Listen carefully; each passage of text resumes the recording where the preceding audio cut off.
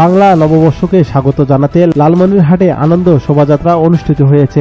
সোমবার সকালে জেলা প্রশাসনের উদ্যোগে কালেক্টরেট মাঠ থেকে আনন্দ শোভাযাত্রা বের হয়ে শহর প্রদক্ষিণ করে। এই শোভাযাত্রায় বিভিন্ন শিক্ষা প্রতিষ্ঠান, সামাজিক সাংস্কৃতিক সংগঠন সহ নানা শ্রেণী পেশার মানুষ অংশ নেন। শোভাযাত্রায় বাংলার ইতিহাস, ঐতিহ্য তুলে ধরা হয়। র্যালি শেষে রেলওয়ে মুক্তমঞ্চে বিভিন্ন সাংস্কৃতিক সংগঠন ও শিক্ষা প্রতিষ্ঠানের ছাত্রছাত্রী অংশগ্রহণে দেশীয় নাচ, গান ও নাটকের মাধ্যমে বর্ণিল হয়ে ওঠে। এতে উপস্থিত ছিলেন জেলা বিএনপির সভাপতি ও কেন্দ্রীয় বিএনপির সাংগঠনিক সম্পাদক আসাদুল হাবিব দিলু, জেলা প্রশাসক, পুলিশ সুপার সহ আরো অনেকে।